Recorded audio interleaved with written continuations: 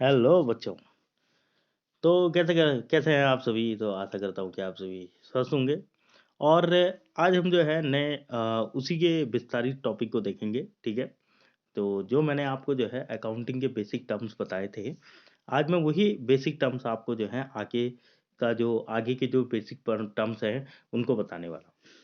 थोड़ा देखिए वीडियो लंबा जाएगा, बट आप लोगों को समझ में आना चाहिए। और बहुत ज़रूरी है कि आपको इन कॉन्सेप्ट को समझना पड़ेगा। ठीक है।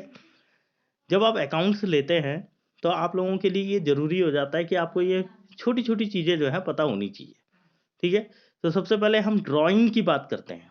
ठीक है? ड्राइंग मतलब वो वाली ड्राइंग नहीं है कि आप पेंटिंग कर रहे हैं या कुछ भी कर रहे हैं, नहीं। ड्राइंग का मतलब विथड्रॉ से होता है। ठीक है? विथड्रॉन विथड्रॉन का मतलब होता है निकालना। तो जब कैश या गुड्स मतलब अमाउंट ऑफ कैश या फिर कैश के रूप में या फिर गुड्स के रूप में जब कोई भी बिजनेसमैन क्या करता है कि अपने प्राइवेट यूज़ के लिए उसको विड्रॉ करता है। विड्रॉ मतलब निकालता है। तो उसे हम ड्राइंग कहते हैं। मतलब it reduce the capital of the business. ये रिड्यूस कर देता है बिजनेस की कैपिटल्स को। ठीक है। गुड्स क्या हुआ? अब गुड्स मतलब गुड वाला गुड नहीं है, अच्छा वाला गुड। ठीक है। गुड्स का मतलब होता है सामान। The thing which are bought and sold by business are called goods. वो चीज जो बिजनेस के द्वारा बिजनेस जो भी हम करते हैं उसके उसमें जो है जो चीज बेची जाती है और जो चीज खरीदी जाती है। ठीक है। तो उसे हम गुड्स कहते हैं। मतलब गुड्स रॉ मटेरियल हो सकते हैं, वर्क इन प्रोग्रेस, जिनको रॉ मटेरियल को जो है वर्क इन प्रोग्रेस किया जाता है और उसके बाद वो फिनिश्ड गुड्स में बदल जाते हैं। तो गुड्स क्या हो सकते हैं? वो चीज हो सकती है, वो रॉ मटेरियल हो सकता है जिसको हम वर्क इन प्रोग्रेस करते हैं और उसके बाद उसे फिनिश्ड गुड्स में बदल देते हैं। ठीक है। अगर अकाउंटिंग के टर्म में देखेंगे तो व्हेन गुड्स आर परचेज, जब गुड्स परचेज किया जाता है मतलब खरीदा जाता है, परचेज किया जाता है, तो उसे परचेज कहते हैं। जब गुड्स सोल्ड किया जाता है मतलब बेचा जाता है तो उसे सेल्स कहते हैं। ठीक है। अब हम इसी चीज को समझने की कोशिश करेंगे, परचेज क्या हुआ। अब परचेज की अगर हम बात कर रहे हैं तो goods bought for resale are called purchase. अब जब गुड्स जो है खरीदा जाता है रीसेल करने के लिए तो उसे परचेज कहते हैं। अब आप बोल रहे होंगे कि यार गुड्स तो जो है वो खरीदा जाता है, तो फिर उसको रीसेल कैसे किया जा रहा है? देखिए सबसे पहले गुड्स जो है बिजनेस में आया। ठीक है। फिर उसको जो है रीसेल किया गया ना, उसको जो है किसी और कस्टमर को बेचा गया। ठीक है। तो मतलब कि पहले गुड्स को खरीदा गया ताकि हम उसको रीसेल कर सकें। ठीक है। तो उसके परचेज कहते हैं। तो दिस में be in form of raw material और फिनिश गुड्स। वो जो है रॉ मटेरियल के फॉर्म में हो सकता है और फिनिश गुड्स के भी। ठीक है। तो purchase of asset is not called purchase. देखिए जब हम एसेट का परचेज करते हैं तो उसे हम परचेज नहीं कहते हैं, because asset are not purchase for resale. क्योंकि एसेट जो है रीसेल करने के लिए परचेज नहीं की जा सकती। भाई आपने फर्नीचर खरीदा है तो फर्नीचर बेचोगे थोड़ी ना। फर्नीचर तो आपको दुकान के लिए चाहिए। ठीक है। फर्नीचर, कुर्सी, टेबल, ठीक है, जो भी एसेट आपने जोड़े हैं, जो अपनी ओन प्रॉपर्टी जोड़ी है, जो आपकी खुद की प्रॉपर्टीज के लिए, बिजनेस के लिए जो आपने ओन प्रॉपर्टी जोड़ी है, तो वो तो आपका जो है आप उसे बेचोगे तो नहीं ना। ठीक है। तो वो आपने रीसेल करने के पर्पज से नहीं खरीदा है, तो उसको हम परचेज में नहीं लिखेंगे। ठीक है। उसकी हम बात करते हैं sales. When purchase goods are sold in order to earn a profit are called sales. जब हम उसी परचेज गुड्स को सोल्ड करते हैं ताकि हम कोई अर्न कर सके, कोई भी प्रॉफिट कमा सके। अब जो हमने खरीदा हम उसे बेच रहे हैं। ठीक है। तो जो हम खरीदेंगे उसको हम बेचेंगे, तो उसमें एक मोटिव यही होगा ना कि हम जो है प्रॉफिट जो है अर्न करना चाह रहे हैं। ठीक है। तो when goods are sold for cash, जब हम कैश के लिए कैश देकर उस गुड्स को कैश के लिए जो है उस गुड्स को बेचते हैं, मतलब कि हम उस गुड्स को बेच रहे हैं और हमें कैश मिल रहा है। ठीक है। तो उसे कैश सेल्स कहते हैं। जब credit, good sold for credit, जब क्रेडिट के लिए बेचा जाता है गुड सोल्ड, गुड जो है क्रेडिट पर सोल्ड किया जाता है, तो उसे हम क्रेडिट सेल कहते हैं। ठीक है। कैश मतलब कैश देके, उसने कैश दिया और हमने वो कर दिया। क्रेडिट मतलब कि online through payment by bank. ठीक है, बैंक के द्वारा पेमेंट की गई है, ठीक है, तो क्रेडिट सेल्स उसे कहते हैं। अब बात करते हैं परचेज रिटर्न। देखिए, परचेज रिटर्न और सेल्स रिटर्न को समझने के लिए आपको एक ज़्यादा ऐसी वीडियो देखने की ज़रूरत नहीं है कि जिसमें आपको ये बताया हो कि इसमें से इसको माइनस कर लेते हैं, इसमें से इसको माइनस कर, वो बात की बात है। किसमें से किसको माइनस करते हैं वो बात की बात है, ठीक है। परचेज रिटर्न का मतलब होता है जब गुड्स एक बार परचेज कर दिया जाता है, ठीक है। सपोज दैट किसी बिजनेस ने, कि आपने जो है किसी गुड्स को परचेज कर दिया, are return back due to any reason, और फिर आपने उसे रिटर्न कर दिया, रिटर्न बैक मतलब उसको वापस लौटा दिया। किस कारण से? Due to any reason, reason कुछ भी हो सकता है, ठीक है, तो उसे परचेज रिटर्न कहते हैं या रिटर्न आउटवर्ड, ठीक है।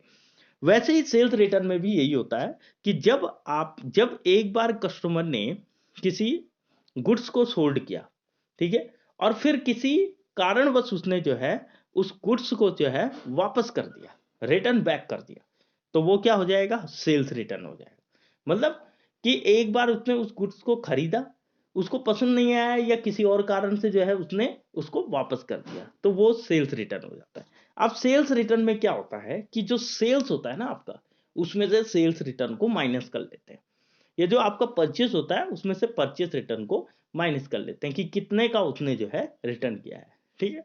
जो सामान उसने रिटर्न किया है उसको हम हटा लेते हैं, ठीक है। तो ये चीज जो है बहुत ही लॉजिकली चीज है, कोई ज्यादा जो है हार्ड वर्ड चीजें नहीं है, ठीक है।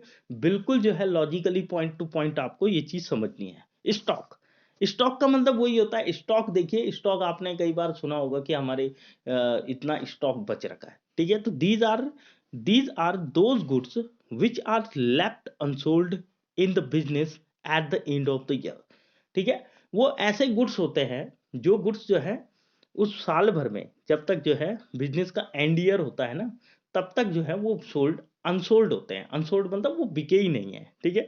तो the goods unsold at the end of accounting year are called closing stock, ठीक है। अगर जो गुड्स अकाउंटिंग ईयर के एंड तक जो है अनसोल्ड रहते हैं, तो उसे हम क्लोजिंग स्टॉक कहते हैं, क्योंकि तब स्टॉक जो है क्लोजिंग हो जाता है। और सेम स्टॉक तो जो है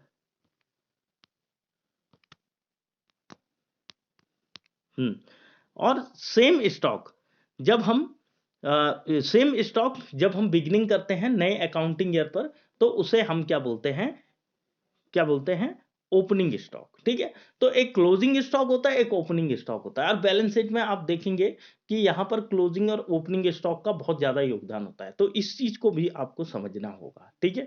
तो ये मैं आपको आगे बताऊंगा, ठीक है। अब बात करते हैं रेवेन्यू, ठीक है। रेवेन्यू क्या होता है? These are the amount received by business for selling goods और सर्विसेज। ये अमाउंट तब आपको मिलती है जब आप किसी गुड्स को जो है सेल कर ले, ठीक है।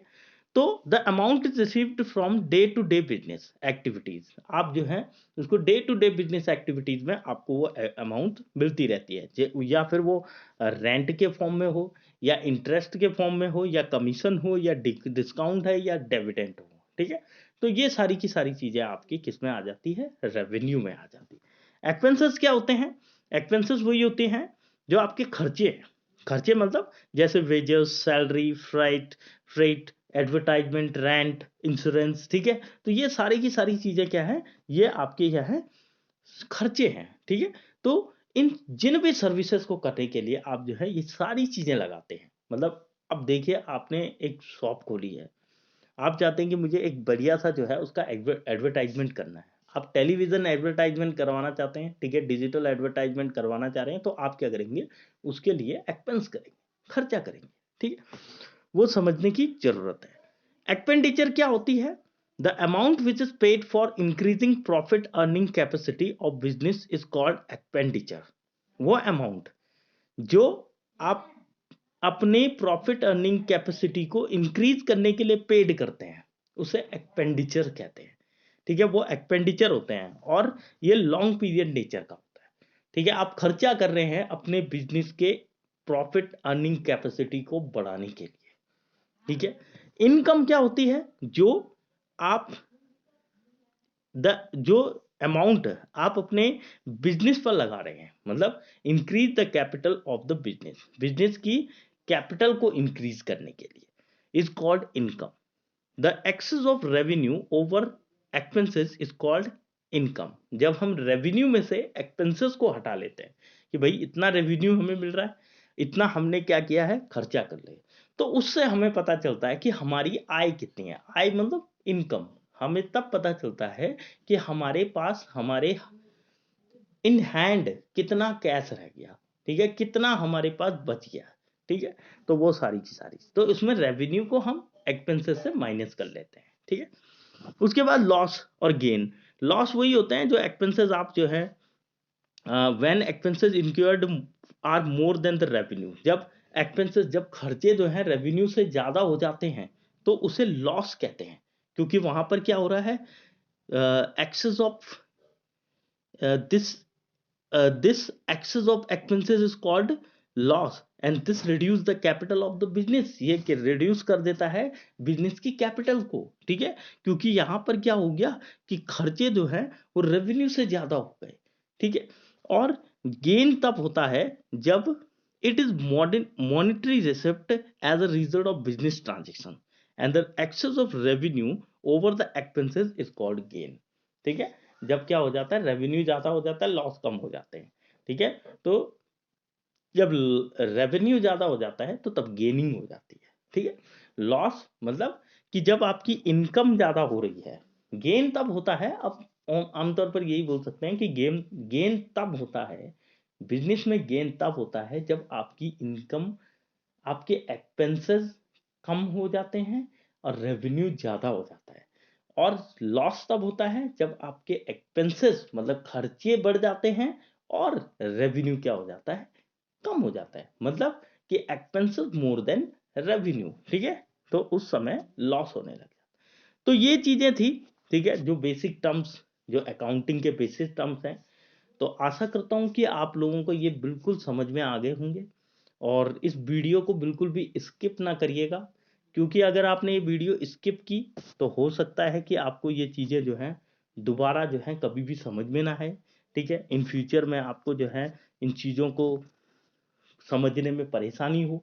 और जैसे जैसे हम जो है अकाउंटिंग के और टर्म्स को समझने की कोशिश करेंगे तो वैसे वैसे जो है और कठिनाई से और आगे बढ़ते समय हम लोगों को जो है आसानी होगी। नहीं तो जो है अगर हम इन टर्म्स को अच्छे से नहीं समझेंगे तो हमें उतनी ही डिफिकल्ट पॉइंट लगेंगे, ठीक है। तो अगर आपको ये वीडियो पसंद आया तो इसको अपने दोस्तों तक शेयर करें, लाइक करना बिल्कुल भी ना भूलें और कमेंट करके ज़रूर बताएं कि ये वीडियो कैसा लगा, ठीक है। और वीडियो काफ़ी लंबा चल गया, लेकिन अच्छा है कि जितना आपको कॉन्सेप्ट समझ में आएगा उतना ही आपके लिए बेटर होगा, ठीक है। और चैनल पर जो है सब्सक्राइब करना बिल्कुल भी ना भूलें। तो इसी के साथ में आप सभी को धन्यवाद।